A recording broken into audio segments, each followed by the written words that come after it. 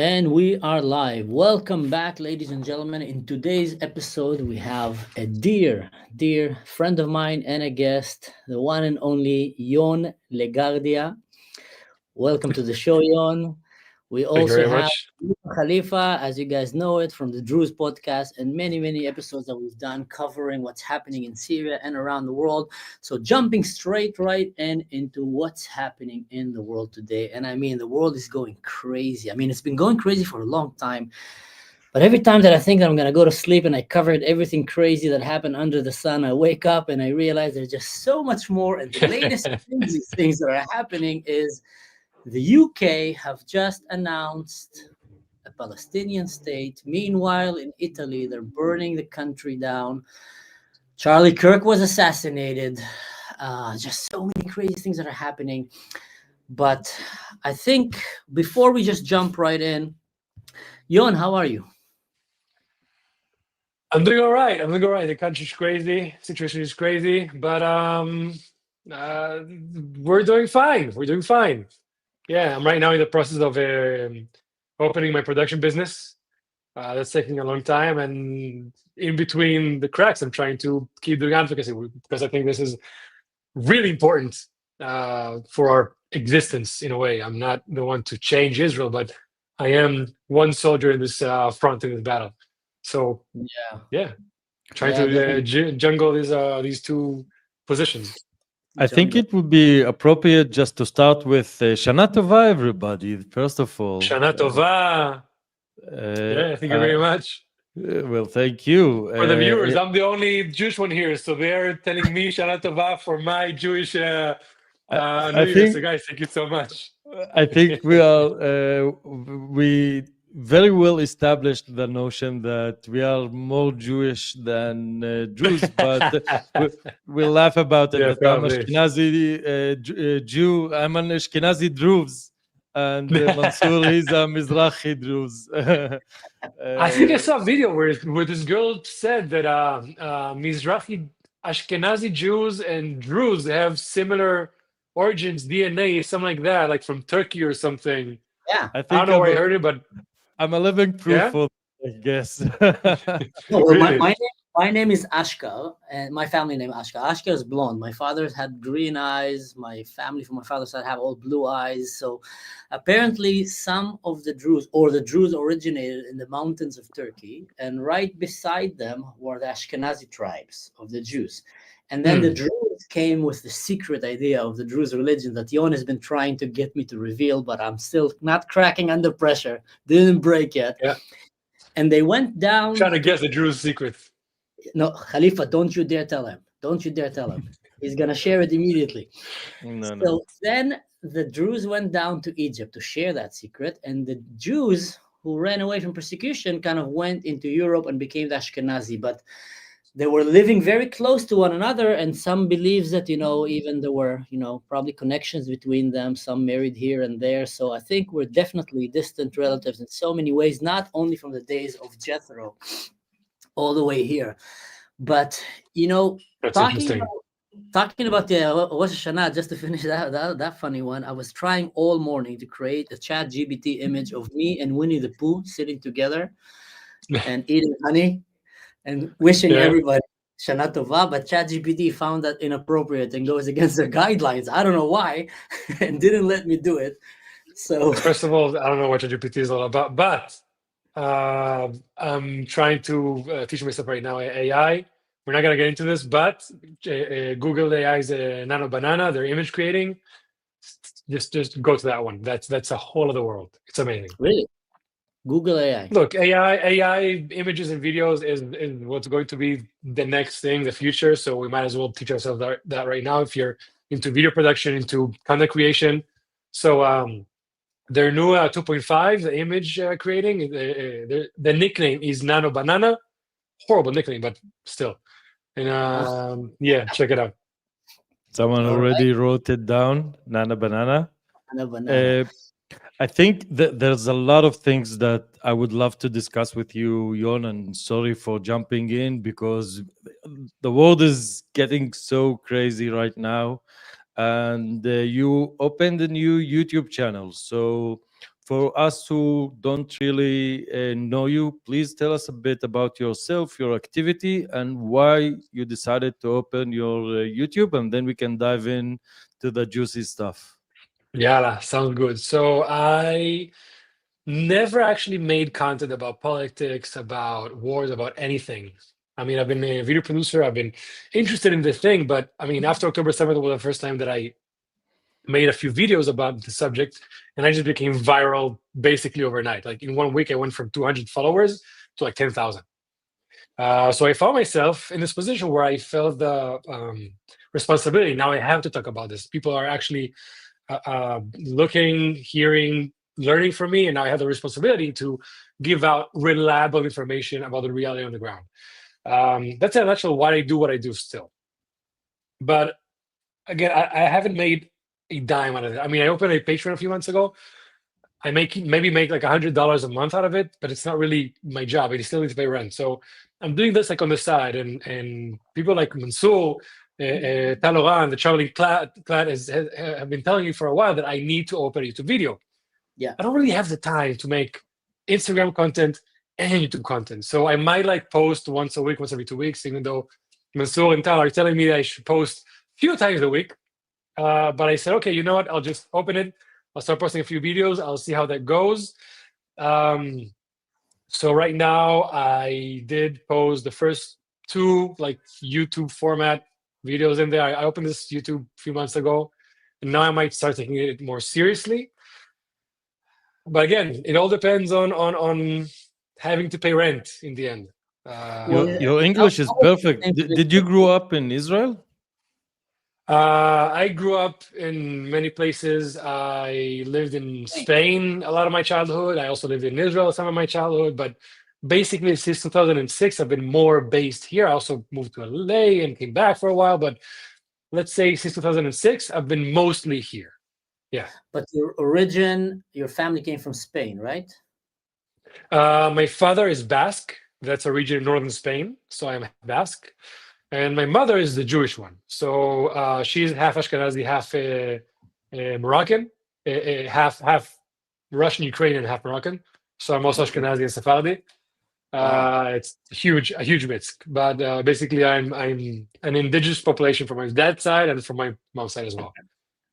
Wow. Hey, Yeah. by the way, I was in the same place like you, man, and I was growing really big on Instagram, and I was not doing anything on YouTube, and then I realized that I gotta start getting paid and making a living, otherwise I'm gonna have to stop making this content. And that's when I went into YouTube, and I literally locked myself in a studio with a boxing bag and a carpentry behind me for 1 week, and I just made videos day and night and started focusing on YouTube. And I started using my Instagram and other platforms to bring people to YouTube, just because YouTube actually pays content creators, which is a reminder for everyone watching this video. Don't forget to do the like, share, the subscribe, guys. If you enjoy our content, that is a great way to help us. And also, please, anyone who's watching right now, go and check Yon's LaGuardia YouTube channel, subscribe to it.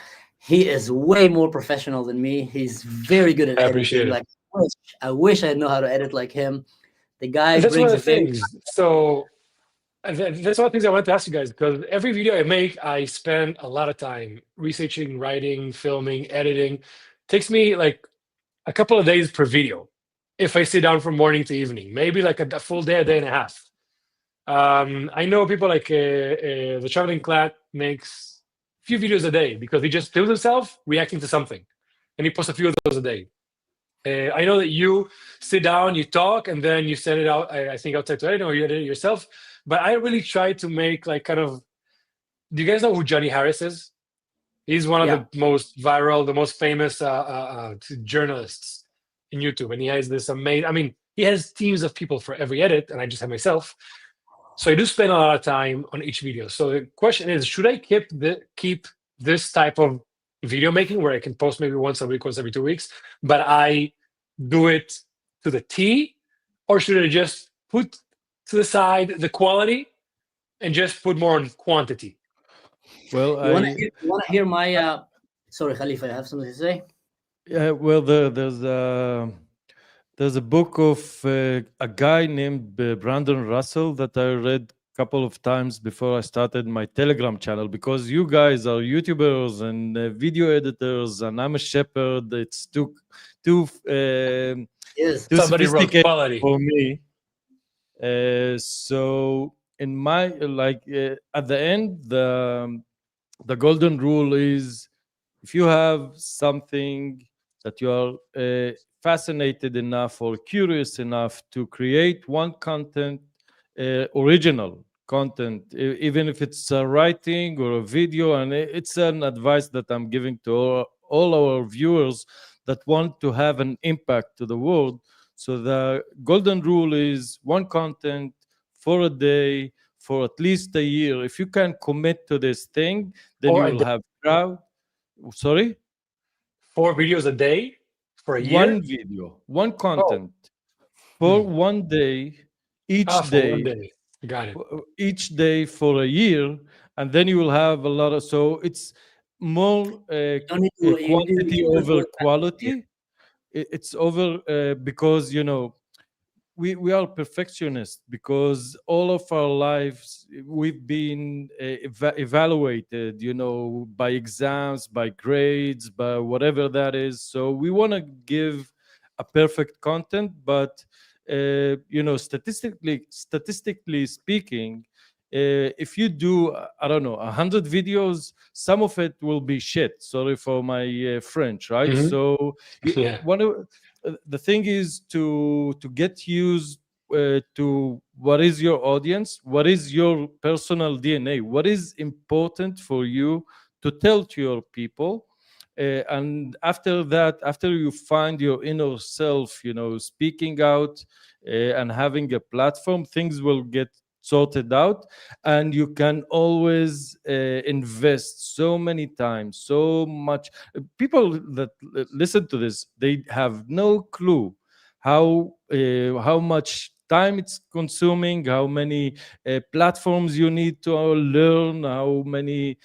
For them it's easy. Hey, we're having like this Zoom conference, and they don't see what's going underneath the hood in a sort of way. Yeah. So the thing is, It's very keep doing it, and keep doing it while knowing that some of your content will be so bad, and you will get criticized, and you know, even checking yourself or seeing yourself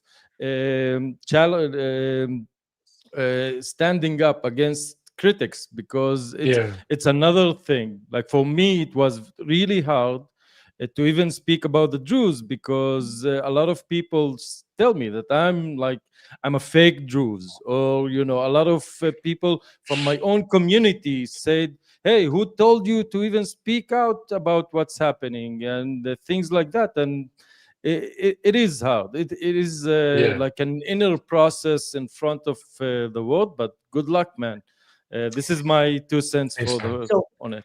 So I agree with Khalifa, but let me give you my take of how can you grow from 0 to 100 very fast on YouTube. And I've been thinking a lot about it, and I think I kind of nailed it. So if you want to start writing notes, now is a good time, man.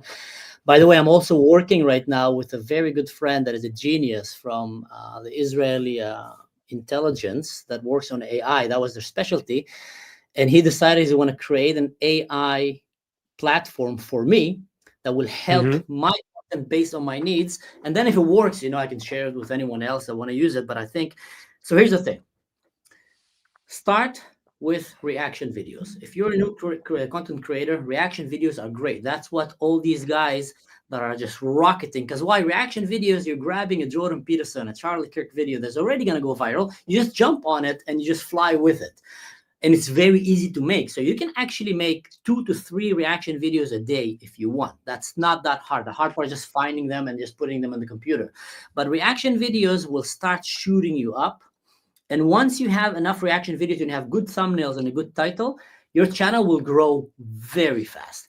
And then I would recommend, if I was you, start meanwhile also, you know, pumping here and there the good quality podcasts that you have, and then start, you know, if you want to continue with the reaction, continue.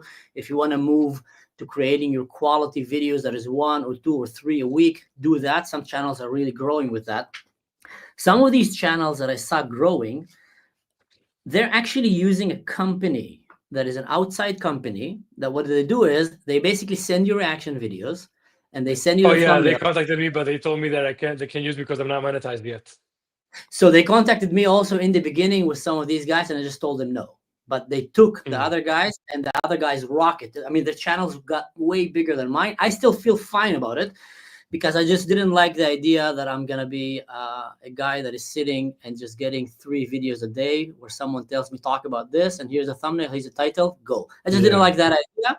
But also, I just really don't want to make reaction for like cheap stuff. You know what I'm saying? Because what I've been doing until now is actually trying to teach people and show the reality on the ground. If I'm just going to do, let's say, cheaper stuff just for the views, I mean, maybe on paper that could help me, but that's not the kind of information, branding, whatever you want to call it, that I want to be portrayed as or put out there, basically. I mean, yeah, if you're I can make reaction videos, but there are some more quality, more in-depth, more reliable information that I would love to react to. That is a good idea. I also don't want to be sent like Candace Owens just shitting on. No, I'm not going to react to that. No, definitely. So that's why I said no to it, because I said I'm going to do it my way and the shorter way, but with my style, where I'm going to talk more and share more of my 5 cents, 5 shekels of wisdom rather than just react on viral videos. But so what my friend is doing right now, and we can after that jump back to the UK and what's happening, he is helping me create an AI that identifies you as a content creator, watch all your videos, write them down, transcript it. So right now I have an AI that knows me better than me. And then it will start finding your niche and will start sending you all kind of viral videos that are already cut and edited. So you can choose if you want to react to them or not, or use them in video or not. And also it will start researching and seeing which title, which thumbnail was the best, and start creating these titles and thumbnails. So in the end of the day, if you can have a one-man army, doesn't have editors, doesn't have a team behind you, you can have someone that can tell you that's the kind of thumbnails you need, that's the kind of titles. Here's a thumbnail suggestion, here's a title for you, use it already. And here's a video if you want to talk about it, talk about it. You've just eliminated so much working hours that you spend researching and looking for these things. You still want to research what you're talking about, but just looking for this, all around the net, and it's just going to make it crazy. So it's quite an advanced state. So once it starts working for me, I'm not using it yet. I'm still a test bunny for my own project with my friend, but if it starts working, man, I'll share it with you. I'll share it with Khalifa, I'll share it with anyone who want to use it. That's going to be amazing. But back to what we want to talk about. The world is going crazy, and we're going to start with one crazy video at a time. So let's start with one numbskull. Sorry for all the bits out there that I might have offended right now. By the way, I just saw Craig here. Craig is a great friend from the UK. Welcome to the channel. And let's go right in. To revive the hope of peace and a two-state solution. So today, to revive the hope of peace and a two-state solution, I state clearly, as Prime Minister of this great country, that the United Kingdom formally recognises the State of Palestine. We recognised the State of Israel more than 75 years ago as a homeland for the Jewish people. Today, we join over 150 countries who recognise a Palestinian state also. A pledge to the Palestinian and Israeli people that there can be a better future. I have so much to say about this. I don't even know where to start. Stage is yours. First of all, I think we can curse here, right? Yeah. Oh, we can? You can do whatever you want. I just don't curse. Usually I think it's fucking crazy that the United Kingdom, the one that called the land Palestine, they are recognizing a Palestinian state. I just think that's crazy from one end. But one of the craziest things for me is that he says the Israeli and Palestinian people, okay? Let's call things how they are. There is an Israeli people. There's a Jewish people. Israel is the country for the Jewish people. And there's the Palestinian national movement. The Palestinians are not a people. Okay, even if there's a clip of Arafat that came out lately. Palestinians are Arabs. They identify as Arabs. It's the Arab people that came from a region. They have their own culture, their own language, their own religion. The Palestinians are a national movement that started in the 50s and the 60s, trying to reclaim the land that the Muslims once ruled under the Turkish Caliphate, and they're just trying to reclaim it back because they don't like that these pesky Jews got it out of them. The Palestinians are a national movement. They can identify as Palestinian, whatever, but they're not a people. So that rhetoric drives me crazy. And when he says that we recognize Israel 75 years ago, yes, because 75 years ago, these Palestinians didn't want a state of their own. They didn't want a two-state solution. They wanted a one state. And the last thing that I'm going to say, I'm just going to throw out here, and you guys can answer to whatever you want, is that the main reason that up until now we haven't arrived at a two-state solution and an agreement with Arafat, with Mahmoud Abbas, is because they don't want to recognize a Jewish state in Israel. Because right now, Mahmoud Abbas recognizes Israel as a state. But the main detail that they're not recognizing is that Israel as a sovereign Jewish state, because the two-state solution that they want is one, 100% Palestinian state of Judea and Samaria, Gaza, whatever they want to call it. And then another half Palestinian state, because they also want the right of return. They don't want it to be a sovereign Jewish state. They want a full Palestinian state and a half Palestinian state. In the end, to make Min al-Maya al-Maya, Palestine Arabia. They want to make the whole thing. Let me ask you a question, Yon, because, you know, let's put aside right now that Palestine was originally started as a terrorist organization. That's, you know, undoubtedly started as an organization to come and fight the Zionist, the Israeli, the only Jewish state in the world, and to delegitimize it. Let's put this aside. Yeah. If there was peaceful people in Palestine that want to live alongside the Jews and want to create their own country and have, you know, relationship, peaceful ties, communications, economy, etc., would you oppose such an idea as a Jewish person, as an Israeli person? Ideologically, no. If these things happen, if the Palestinian governing body recognizes Israel as a sovereign Jewish state on paper, publicly, everything, and we see that they actually take steps to de-terrorize, whatever, then yeah. But up until now, for the past, I don't know how many years, they don't recognize Israel as a Jewish state. They still keep paying families of terrorists who commit terrorist actions. So I don't see any of these two requirements. So how can I trust that if they have a state of their own, it won't happen what happened before 1967? Okay, so let's say right now the Palestinian state is not denying the Holocaust, is not paying money for terrorists, is not sponsoring terrorism, it's not encouraging the murder and the killing of the Jews, is not saying that they want to have only one state solution. That's what they're saying. If they did not say all these things and they genuinely came and said, the Jews have a place to live, this is the ancestral land of the Jews, that's undeniable history. Literally, Jerusalem is a Jewish word. And they come and say, of course, they should live here, but we just want to live here as well. So give us our land and you can have our piece of land, you can have your piece of land, and we can live peacefully. So in that particular scenario, you would say, why not? Let them have. If that was genuine, yeah, why not? I think I have no problem with that. I think that if I may, if I can just put some remarks on that, because I hold it myself. You know, first of all, you know, a lot of people here know you, Mansour, better than I. But for those who listen, so first of all, I anticipated what's happening in my October 7, all this thing, and for me, the alarming sign was COVID, basically. You know, that all the world just adhere to what China had to say. And for me, it was, you have a leadership problem worldwide. He said, this guy, I don't know even his name, what kind of prime minister is that? The UK, that once had Churchill speaking, and Chamberlain and all those people are now grooming up these these dolls. I don't want to say anything other than that, just to give him his respect.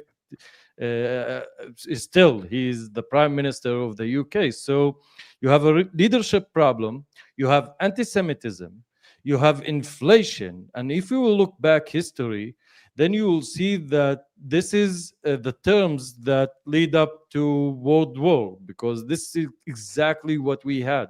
This is my idea why I started my podcast, by asking myself, if I look back like 50 years from now to this period, what kind of period am I living? And for me, the answer was straightforward, that we are heading to a major war. I don't know where it's gonna start, but there's a real problem. And this is why I start talking about the Jews, because when anti-Semitism hits, it hits all the minorities. The Jews are the people who've been to be blamed, or to address the hatred, but they are not the only one affected by that. And for me, as a Jews, the Jews are more Jews than the Jews themselves, because they conceive to be more infidels than the Jewish people. So I would say let's first of all, let's say it's like a broken clock. They show a certain clock, all those leaders, but it's always the wrong clock. And we are here knowing, because we grew up in Israel, because we understand Arabic, we try to give some of our tools from our toolkit to people that are listening. So first of all, let's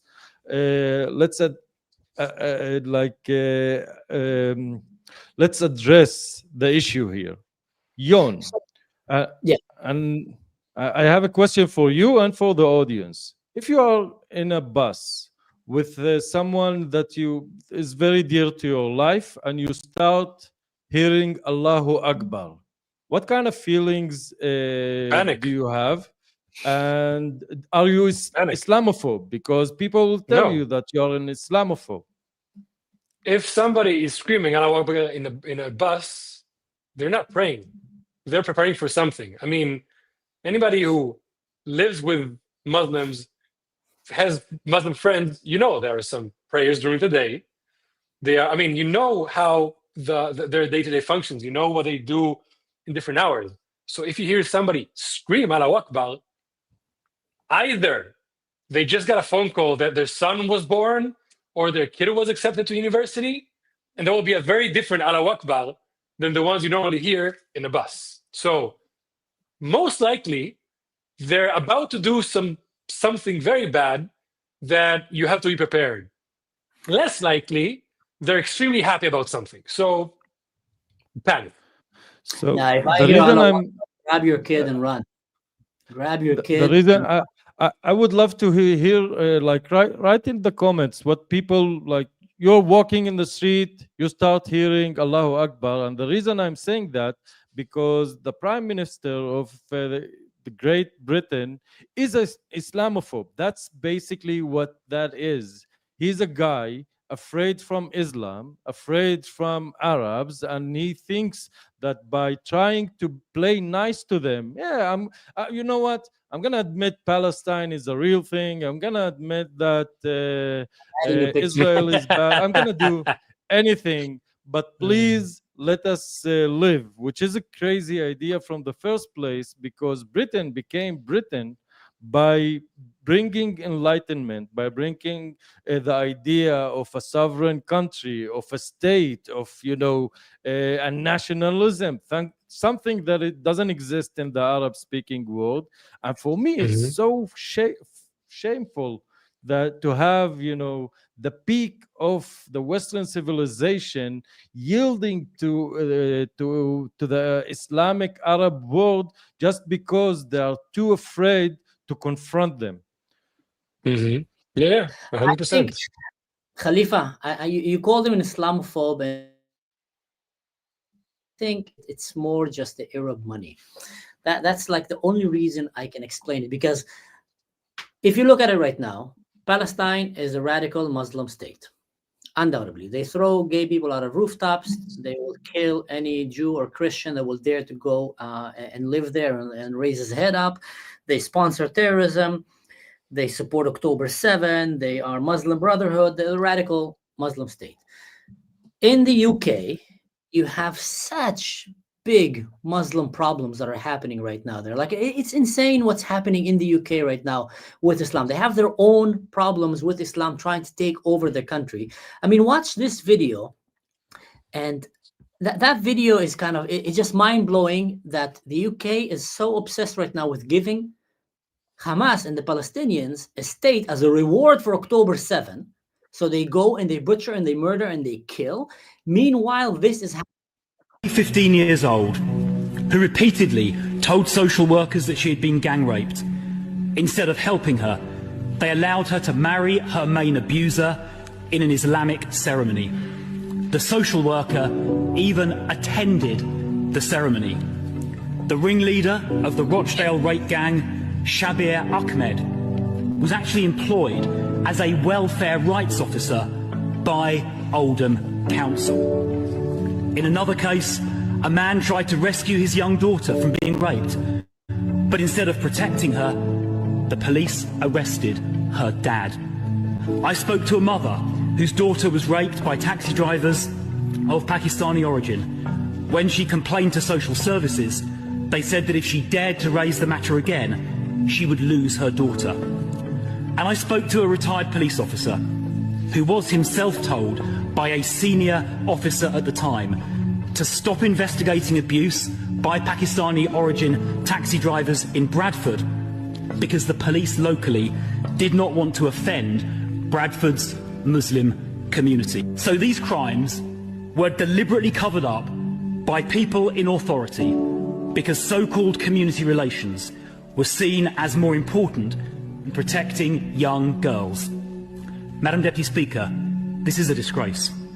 Yeah, come look at this. So either he's making this up, either this is not true, but this is a statement that was said in the parliament, and that's not the first one. I've seen like dozens, if maybe more than 100 videos of different statements of people in authority, police officers, victims, fathers of daughters who got raped, all the way to crime records. And even Elon Musk tweeted about it. The whole world is talking that in the UK, there's a serious Muslim gangs and rapes and sexual assault and terrorism that is happening in the streets of the UK. Now, could be that it's made up.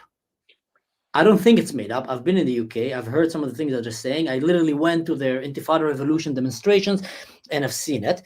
Now, here's another video, and I've actually did the research of going and looking at the numbers later on, and I can tell you right now, it's not super accurate, this video. It's quite generalizing, but it's actually true. It's like literally the numbers there go very well with what's really Muslim crime rate in Europe. Most people don't realize that the country with the fewest Muslims in Europe is Lithuania, where there are no more than 3,000 Muslims. So what is the country with the highest Muslim crime rate in Europe? Fifth place, Belgium, which has a Muslim population of about 700,000 and where Brussels was once one of the places where ISIS members gathered. Fourth place, Sweden, where reports have shown that most of the suspects in sex crimes in some areas are from immigrant backgrounds, and where there is a Muslim population of more than 1 million. Third place, Britain, where many cities have a heavy gang culture combined with religious extremism. Britain has a Muslim population of more than 3 million. Second place, Germany, which has about 5.3 million Muslims, a large number of whom are Syrian and Afghan refugees, and where suspected immigrants account for about 30% of criminal offenses. Before announcing the first place, write in the comments section what you think is the country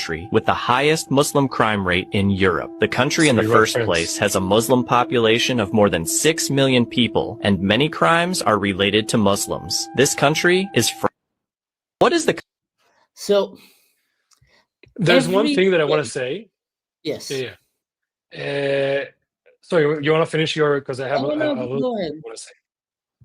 This may be the what I most wanted to important say, thing. I'll just wrap Oh, this up. What I wanted to say is that every European country that allows Islam to enter to it is dealing right now with the same problems. If you take it right now as a statistically random, just shuffle Europe and just pick a state. Let's see how many Muslims there are. Okay, I can spot right now they have terrorism, they have sexual assaults, they have radical jihadism. Several generations down the line, they still support that. They don't love Christianity, they don't love democracy. And let's shuffle another Belgium, let's shuffle another Sweden, UK. So every place that you have Islam entered and it's becoming bigger and bigger and bigger, you're dealing with the same problems.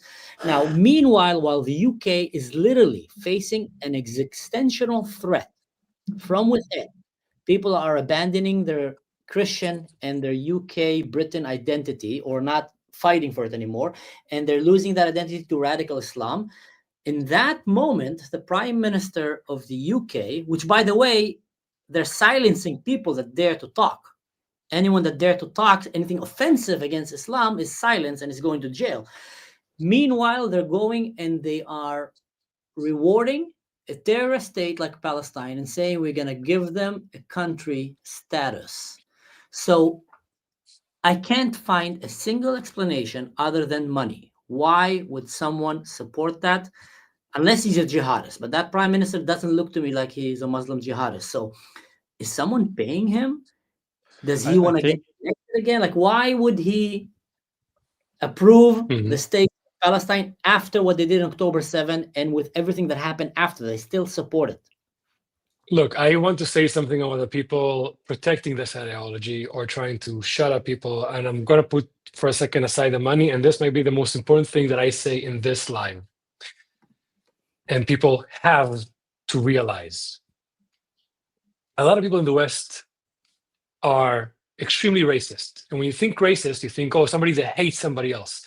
No, there's a new type of racist in the 20s, in the 2000s, which is somebody that cannot accept the fact that another people from another region have different values than you do, have a different culture, meaning that you want different things from your life for your community.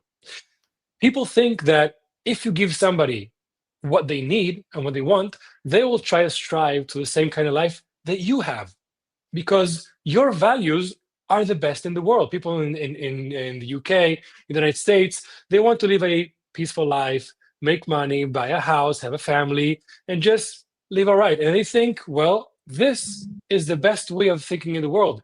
Everybody in the world thinks like me, and everybody believes the same things that I do. And everybody who says otherwise is a racist. No, you are the racist, because you cannot fathom the fact that your way of seeing life and the world is not the same all around the world.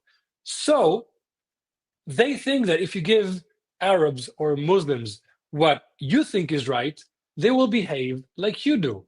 But no, then when you have immigration towards Europe from these extremists, or when you give Palestinians a state, like Gaza, for example, you think that they will try to strive to the life you have. And we're seeing the opposite. We're seeing that when you gave the Gazans a sovereign area, they use everything they got for free, all the cement, all the money, all the resources, to basically building a launching pad towards Israel. When you give Muslims, when you give, these people that came from extremist countries into your country, and you give them everything that you have, they will use the resources to strive towards the life that they want, which is Sharia law, which is another Arab Muslim country, which is whatever. So people in the West, let's say, generalize, the most left-leaning people are the new racists, because they cannot fathom the idea that people in the world don't want the same things that they want. And that leads them to make mistakes as to bringing people who don't want those things. I get your point, but don't you think that, there's enough examples around the world showing how dangerous that is? I mean, Syria had a coup, and the first thing they did after is allowed ISIS and Al-Qaeda take over. Palestine, Gaza, Israel left Gaza, and look what they did with Gaza. They made it like literally a terrorist state. So as a Brit, and you had such a proud history of standing proud on your British and the United Kingdom value, you had Churchill that literally stood alone and fought the Nazis alone. Like him and his country were the only ones fighting the Nazis again and again. And he even said, we will fight in the streets, we will fight in the trenches, we will fight in the forest. We will not succumb. We will not, surrender to this evil that is coming. Britain was always known as a country that fought and stood on its values. And now there's an undoubtedly existential threat that is coming to take the UK from them. And they're saying that we're going to take the UK, we're going to make it Muslim, we're going to annihilate you. So to appease these people or to get their votes, he would go and do such a thing. But I mean, if you're the Prime Minister of the UK, I mean, it's quite obvious that if you keep appeasing them, they're going to take over. So why would you do that? That's what I don't understand. Like how... That's exactly what I'm saying, because these people, just like there's some Israelis here, the guys who live in Tel Aviv, I don't know those guys. When you tell them, look, they are telling you they want Sharia law, and they're like, nah, those are just extremes. That's not an example. They push everything aside because in their mind, they cannot fathom that some people, some cultures are more extreme or want different things. So they tell you, we want to take over. We want to make Sharia law. We don't like you guys. And the elitists, the left-leaning, whatever you want to generalize these people as, are just pushing that aside because they cannot fathom that other people think differently than you. So what you're saying is exactly right. These people cannot understand and cannot take them for their word. That's why, for example, I love Einat Wilf's book, I have it here, The War of Return. Great lady. She was the left-leaning. She was in the left, and she wrote this book because she said, you know what, after what happened with the Oslo Accords and after the wave of terrorist attacks, I said, you know what, I should start listening to what the Palestinians are saying. And I think that's the problem with today's, again, I don't know how to generalize, left, at least, whatever you want to call them. They're not listening because in their head, they only see their own values. They only see what they want. And I think everybody else wants the same. So when you say Mansour, when they hear these people, they push it aside. But I want to challenge you a bit, and it's interesting that you put Free Kurdistan, which is a like a living example of how you can be Muslim, Sunni Muslim, but yet you'll get all our love. Like there's no Israeli that I speak about the Kurds that doesn't love the Kurds, and they are Muslims, Sunni Muslims, because we've seen them.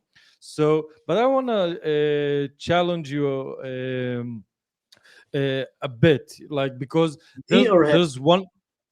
No, Yon, on what he's saying, because there are some numbers. I've been fascinated with Tommy Robinson. I heard so many interviews, his interviews for the past few days, and the numbers that he's saying is shocking. You know what is the, when Muslims do mutilation for the clitoris on women, you have about 140,000 Muslim women in the UK that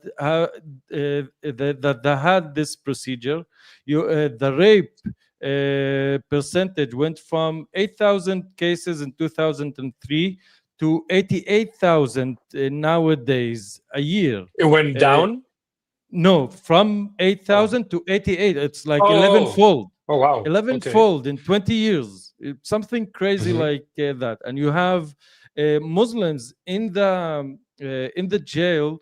They commit like 40% of the crime, although they are only 5% of the community.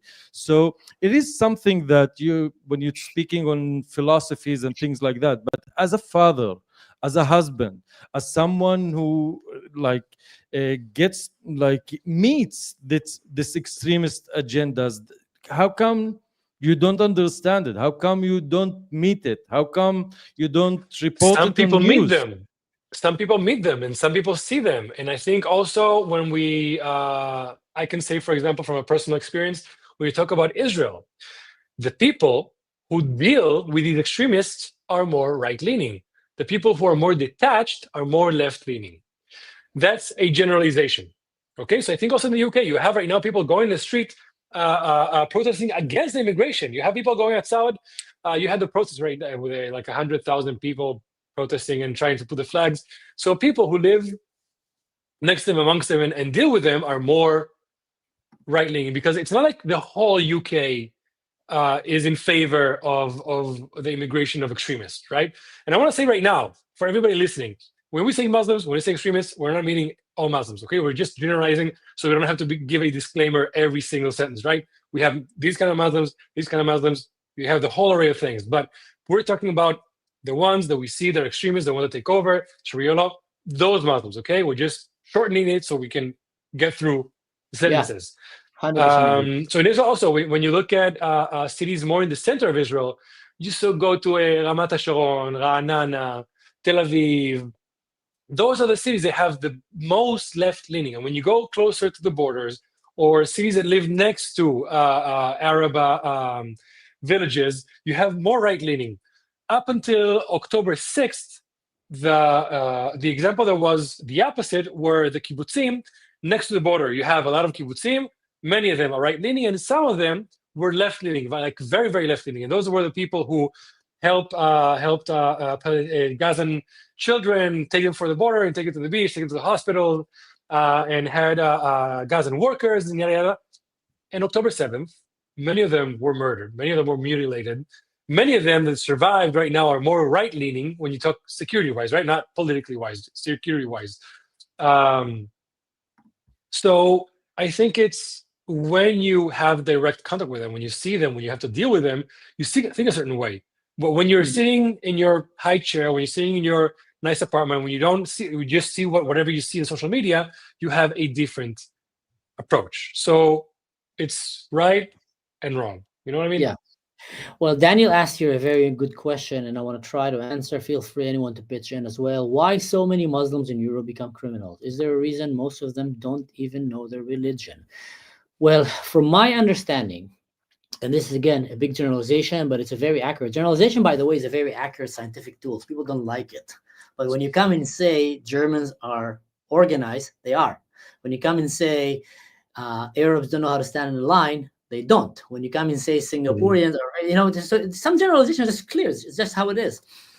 Now, in most Muslim countries, many things that are done there on a regular, normal day will be considered a terrible crime in Western countries. The way they treat women, the way they treat gay people, the way they treat other religions, the way they treat children, the way they marry young kids, the way if a woman in many Muslim countries will come and report that she was raped by a man, she will be stoned unless she can have another one or two other men that can come and testify that they saw the rape and it was not consensual. Now, tell me, in reality, in an Arab sandy land in the desert, which other two men will you find as a woman who was just raped that will come and say, we saw the rape, he was wrong? You will not going to find that. So these rules are extreme. So when they come to your society with that kind of mentality of how treating women, how to treat migrants, how to treat gay people, and etc., and in general, when they just been living in a tribal life where they just kill one another all the time, the value of life there is very, very low. Look at what's happening in Syria. When you see these people beheading the Druze and the Kurds and the Yazidis, just beheading one another back and forth, you think like, that's terrible. You need to understand, these people, their friends are in your countries right now. And they're watching these videos and thinking like, I wish I was there in Syria to behead a Druze person and to rape a Druze girl. They're literally, I'm hearing them in Arabic when I'm here. I went to a few doner kebab and shawarma places here and I heard them say that. Shara should have finished all the Druze. I would have went and killed the Druze. If I see a Druze right now, I'll kill him myself. F the Jews. So they come from there with these kind of mentalities. So what do you expect? Your standards is here and their standards is here. So when they come to your society, everything between here and here that they're used to be doing is going to become a crime immediately. So that's why you have such a high crime rate everywhere that Islam comes. I think I want to also enlighten people that are listening to this, because you don't even have to go to Syria with the Jews. You can even use the example from Gaza from 2 days ago. They publicly executed 3 people or 4 people, I think I forgot, for maybe, they didn't even prove it. They said they might be right now helping the Zionist entity. So they publicly put them, tied their eyes, and executed them in 2025, in September of 2025. Okay, now, you also had in Tulkarem in the beginning of the war, they dragged 2 guys by their feet and then hanged them and started butchering them in Tulkarem, also in Samaria. those things. Now, what I want to enlighten people is that obviously not everybody who lives in Gaza does these kind of things. Not everybody who lives in Turkana does these kind of things, but it's normalized enough in the culture that you can do this publicly, okay? Yeah. So you might not be the one executing, you might not be the one standing there, but you know that in your neighborhood, in your city, it's not something so shocking and out of the ordinary if it happens once in a while. So this is more normalized. Like, for example, when I lived in Spain, I experienced anti-Semitism. I've been beat up, harassed, whatever. When I was in Spain, for example, you could think the Jews have a horn and a tail. Was it everybody? No, it was a fringe of people. But it was normalized enough that if you tell somebody, yeah, Jews might have horns, nobody would go, what the fuck? What are you saying? Are you crazy? No. Yeah, okay, maybe. So it's that kind of violence is normalized. You got attacked and beat up when you were in Spain because you're a Jew? Yeah. I've been Wow. beat up at least once. I've been harassed a couple of times. Yeah. Solely Exactly. for the fact that you're a Jew. Yeah. I want to add to your answer. Sorry for jumping in. No wonder but that we're seeing what's happening in Spain right now. I mean, like, literally, it's just... Oh yeah, 100%. Like, most of us were not surprised. Anti-Semitism didn't just come from anywhere. Now it's just normalized. Yeah. Mansour, it's for you because I think you're going to relate to that. I wanted to add to your answer about why once they come to Europe, they became so criminal. And in Israel, we have a parallel example, which is Eilat on Eid al-Adha. On the holiday of the Muslims, there's a week in the year where Eilat is being occupied by non-Jews, Arabs, Druze, and I didn't know. Muslims. Oh, And- so much fight and stabbing. And in this week, Really? a lot of stabbing, a lot of alcohol, a lot of people losing their virginity. I know it firsthand from my friends because in like You want for out of a us. joke? We won't share it here. No, not in this term, because you know we go to Eilat and go fight with Bedouins, with Muslims, with a lot of shenanigans going on, and I thought spent my about it. childhood having these gang fights in the street. My entire childhood. Wait, now the question is, how is this violent different than people that go out to pubs and bars and clubs and have fights once in a while, or like I'll tell teenage you. No. violence? I'll tell you exactly. We used to have. Let me finish my point. Go ahead. Just let Yeah. me finish Sorry, my sorry, you're because I thought about it so much time. Like, why do you behave in Dalit al-Carmel or in wherever you came from in a certain manner, and once you come to Eilat, then you're a drunk, you drink publicly, you are becoming violent and things like that. And the idea that I thought that you come from such a suppressing society, Yeah. that once you have the tie loose, then you get crazy. And once you think, hey, God doesn't exist here, or someone who's punishing me for doing the wrong things is not here. And the Islamists in Europe take advantage of that. They channel this energy towards, you can do all those things in a proper, kosher guidelines, which is Islam. And this is why they pervert the Islam and take it to these extreme points. That's my 2 cents on that. No. That's point on, and I'll give you the best example, Yon, as someone who lived in Eilat. Eilat is a super touristic city, and we'd have like seasons.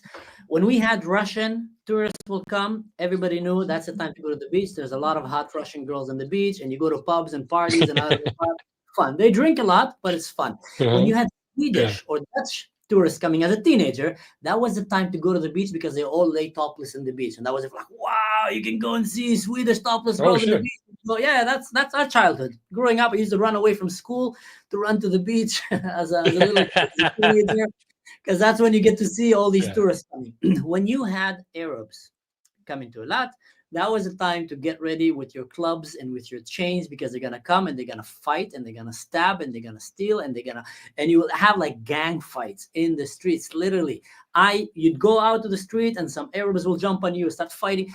They bring a lot of violence. They bring a lot of Intifada revolution. It was always like that, and it's still the only time that we had the Eid al-Ramadan and other, and etc., that it was actually quiet in Eilat was after October 7th. That was the only time that they came, and they were just too afraid because Israel was so on the edge that anyone that will just start speaking Arabic and running and starts hitting in the street might get shot. I don't support that. We shouldn't be ever trigger happy. I'm afraid of my mom. My mom, she goes with religious kind of futa, and I don't know what. She goes in the street and some idiot will decide to go and attack her. But in general, it just comes along with the point that I always used to say: power and respect.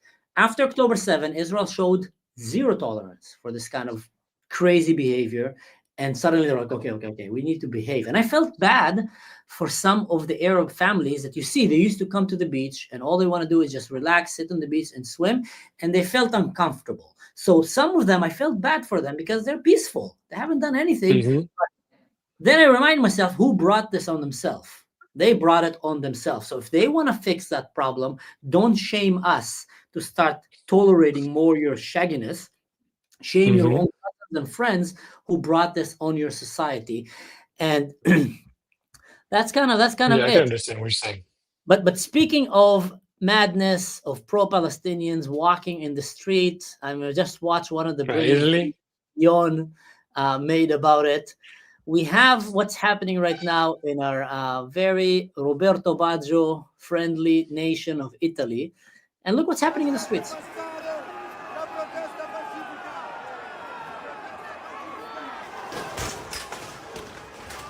Why is this happening? Can you guys hear me while the video is playing? Yes. Yeah. You know what I think is crazy? Look at this. They are breaking and destroying and burning their own country because of a conflict happening thousands of kilometers out of their country. I mean, it's Masuri in the beginning brought a little bit of money, and I think there's more influence. If this is not textbook outside influence on a country, then I don't know what is. If this doesn't open the rest of Italy's eyes to saying, what the fuck? What made these thousands of people go out to the streets and break ourselves, fight amongst ourselves because of another conflict? I mean, it's crazy. It's crazy. Why are you doing this? This is not a protest. This is a violent happening. Well, do you know what my take on that is? This shop owner definitely knows that the Palestinian flag means bad news. And the thing is, in my opinion, that the common people do know that because they mean it. I've never seen a violent Druze demonstration or a violent Jewish demonstration. It's always under the Palestinian flag.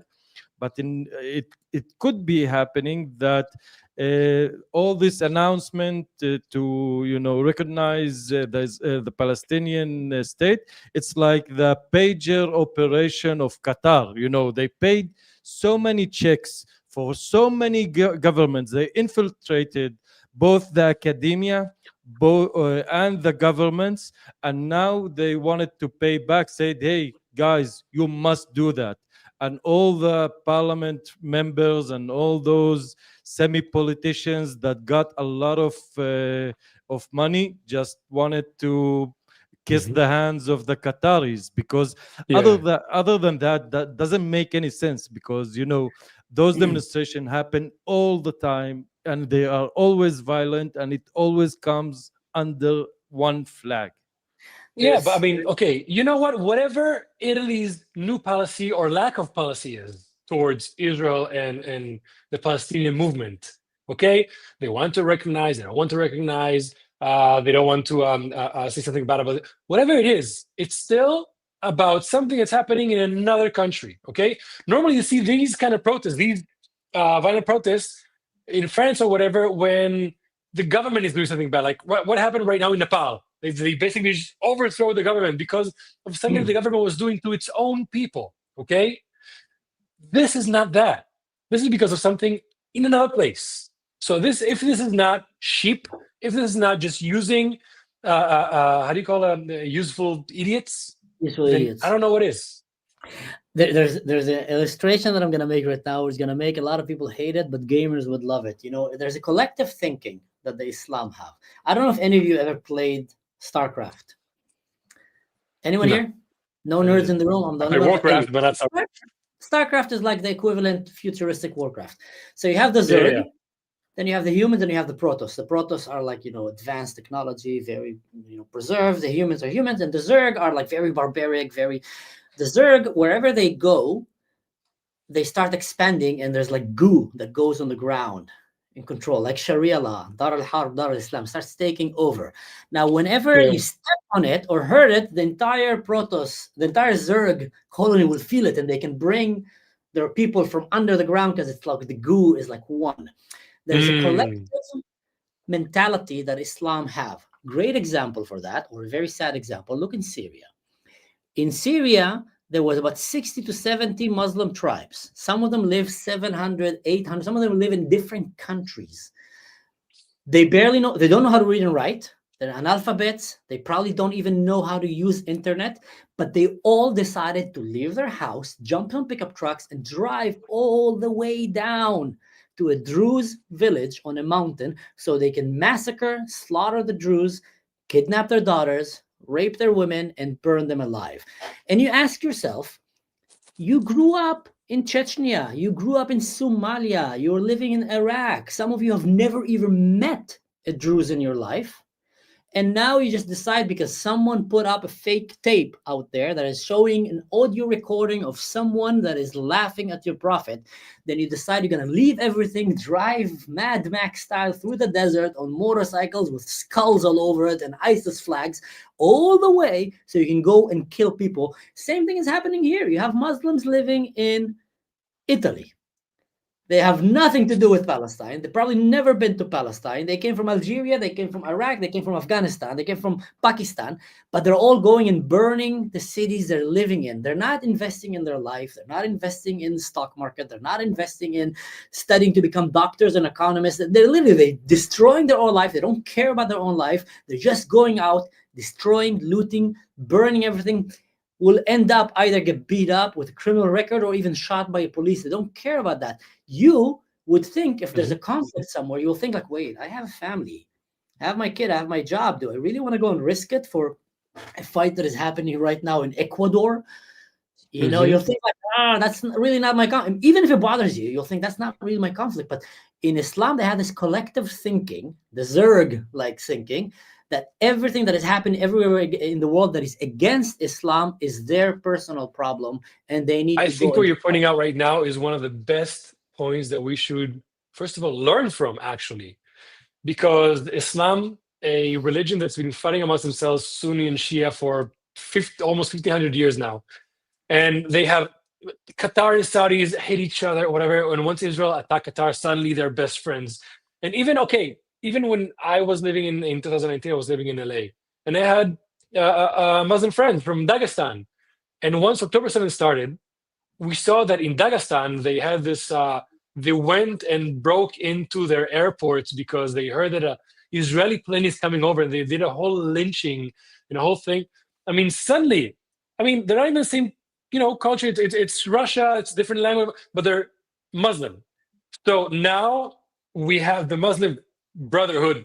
We have to all be with each other. We're seeing it now in Italy. They prefer to fight amongst themselves for somebody else's cause. When, like you're saying, when the Muslim culture religion, when they're attacked from anywhere, they will be together to fight against that outside thing. They will burn their own country. I've saw research showing the numbers of billionaires that are fleeing out of countries and leaving these countries. And I think on the top was the UK. and then other countries. And when you can see all these countries where all the billionaires are running away, these are the countries that have the biggest problems with Muslim migration. So these people, not only that they're destroying their country, they're also not thinking for a second, how is it going to be? What's the end game? Okay, we burned down Italy. We killed all the police. We destroyed this country. What's next? Are they going to build a better country? Are they going to make a better economy? Are they going to make a better world come out of the ashes of jihad? No. So that's what I'm saying. It's a self-destructive, kind of global mentality that people are, all aligned into it. And it's literally will bring the world to a catastrophe. And people like the Prime Minister of the UK obviously is either unaware of that or just deeply bribed by Qatari. I'm sure he's very, very aware of that, and he's deeply bribed. I mean, when you're in that position, you're exposed to information. Obviously, he's exposed to that and he knows what he's doing, but he's making an active choice because of whatever reason. And the thing is, Mansour, what you just described, Mordechai Kidar has a perfect name for it. He calls it the jihadi gene. The jihadi gene, like any Muslim have this gene that you can initiate in a jihad, and then you bakalaka duka Muhammad jihad, dukallah bakallah. You're walking in the streets, and for those of you not aware, jinn is like genie. It's an running, stabbing people. And it's even more evil than that. This is why it's very important for me to tell you, because it's one thing, to go looting and killing people that you never met, and you buy your own stories. Why for you to do that? But in Sweden, a lot of people kill people that they've been neighbors to, that they ate their food, drink their water. It's a very important thing, because nothing gives you immunity against this thing as a foreigner. That's exactly Gaza, the same thing. By the way, you Druze are very, very similar to that. Once people were attacked in Syria, you guys just fucking broke the border and started just running on your feet. And then to get to the first Jews, just start driving. I mean, you said, fuck it, we're going to protect our brothers. I mean, I saw people just running. They didn't even have nothing, just on their feet. It was crazy. But you know what? I tell you what, the Jews have the same thing, only in a different way. Nazis killed 6 million Jews. Golda Meir and the Mossad hunted them all around the globe and killed every single one of them that they could find, because that's called unity of a nation. And that's true. That's a bit different, but that's true. You want to protect your own nation, you want to protect your own. And Islam is seeing that this is their own. Palestine is their own. Any Muslim country is their own. And Christianity and Judaism and the Western civilization is the enemy. And they need to go and destroy it. So yes, you have a lot of Muslims that would say, no one is my enemy, but they're irrelevant in that picture, because they're not stopping the neighbor, and they're not doing anything to stop that. We're coming close to 1 hour and 7 minutes. I just want to take a little bit time to answer some questions, and then we can just wrap it up. I saw a question here that was asked by Lion of Judah. When are you opening a Discord chat? Well, Lion of Judah, I love Discord. I've been using Discord since a very long time, and my brother got me into it when I used to play games in university. But I never really have time to open a channel. I've been telling myself all the time, I want to open a channel. I've seen some creators that have a Discord community, and I think that's a great community. So maybe if someone can give me some advice of how to do it without, hurting my efforts to make a YouTube channel, to be a father, to be, a responsible adult walking this earth, I would love to do that, but that's, what it is. Thank you so much for this contribution as well regarding that. And we have a Telegram group. We have Khalifa Shrug Telegram group that people from Jews from all over, and Muslims and all kind of, just go and speak and react to things that I post there. So feel free. Let me just post it. I don't have a group. I just have the channels where I post Instagram and now YouTube. And X, which a lot of people told me to open, but it's I'm kind of like you, Yon, just maybe one step ahead, but I still don't have a community outside. I have a community on YouTube, but I want to start opening communities. Definitely. Maybe if one day I start making enough money out of this, I can actually hire somebody to helping manage all these things, because every single one of these things takes a lot of time. And Reaction videos, jump the train, get to a place, Patreon, YouTube monetization, get enough money to support yourself, and then you can start maybe allocating some of these funds. That's like, you need to treat it like a business plan. Definitely business plan, see the potential. I can talk to you later on. If I can take care of myself and my kid and put food on the table using YouTube and Patreon, then you can definitely, start. I'm trying, because I'm also juggling in parallel the production company I'm trying to open. So right now, most of my time is going really towards good. Like I've seen some of your videos there; they're really good quality. But all I thought when I saw that is, how can you do all of this together? Because it takes a lot of work to put such a high-end quality video. Like you do videos better than what I see in commercials. I do too many things in parallel. I have to focus. You were a sniper in the army, right? I wasn't. Didn't you learn how to focus when you were a sniper in the army? Like, isn't that? By the way, somebody told me lately that apparently back in the day, ADHD people were good for hunting, because we can be we can focus on many things at the same time. So as a sniper, I can focus on something when you're hunting, because it gives you a lot of adrenaline. But when you're not about to shoot, you can all the time see exactly who's moving where.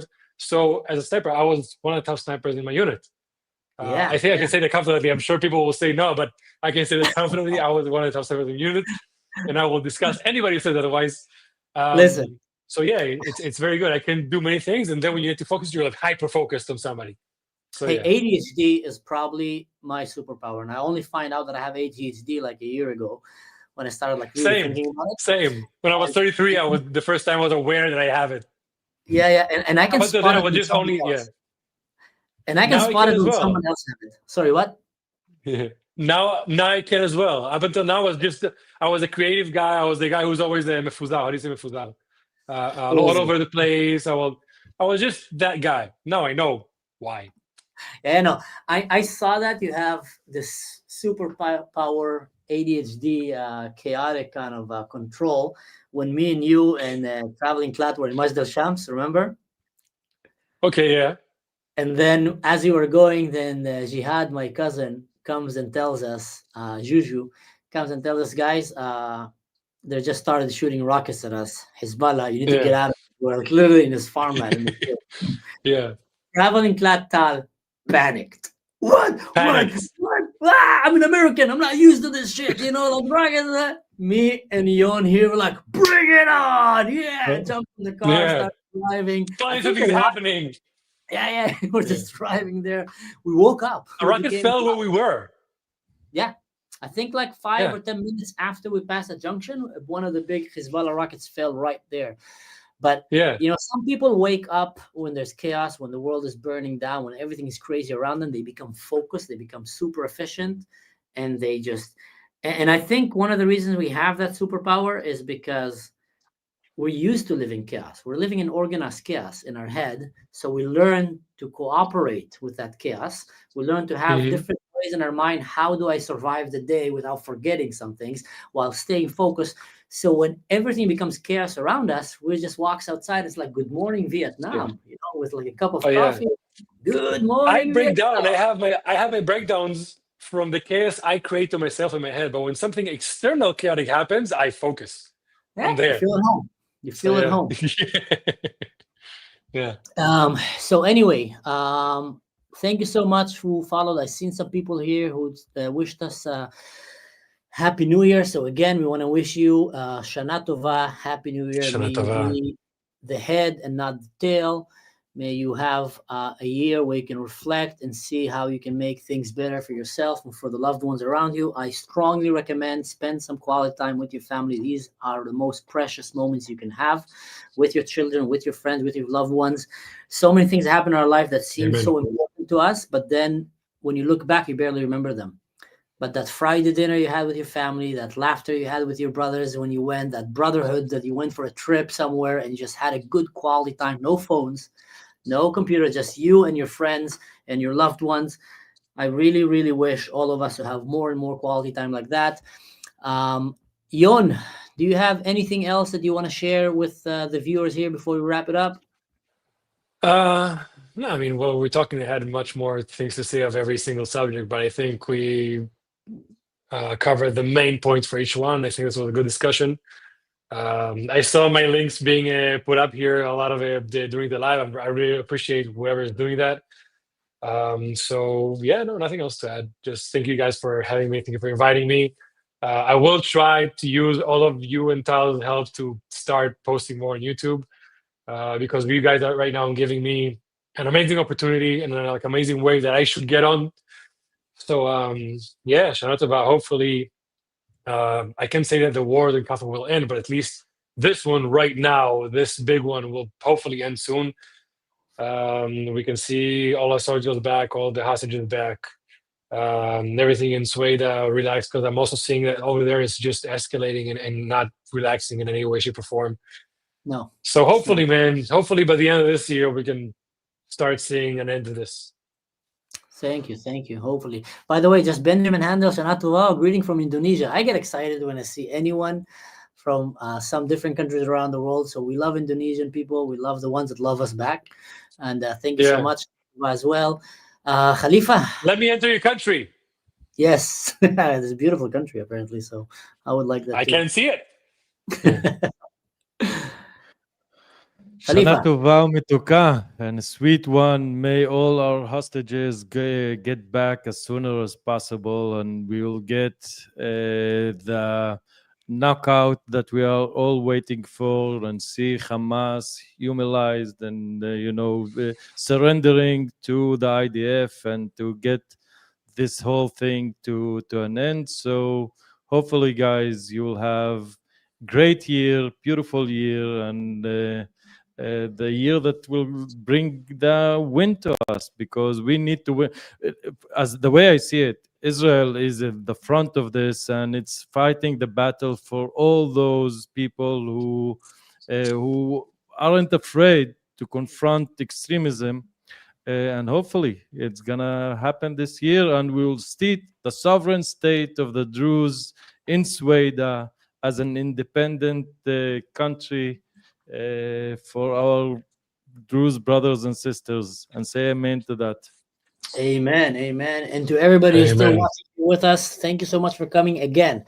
Right now, if you don't mind, do me a favor, go to Yon's YouTube channel, click like, share, subscribe, leave a comment, help his voice to keep growing, because that is the way for us to bring this voice out there. That is the way to show the algorithm and YouTube that is an interesting content. I'm telling you, it's an interesting content. He's making very good YouTube videos. Thank you very much. You do that. Also, go, if you want to support his work and help him keep doing what he's doing, go and check his Patreon, which is a direct way to support his work. The same thing with Khalifa over here. You have his Telegram, you have his Patreon, he has his YouTube channel.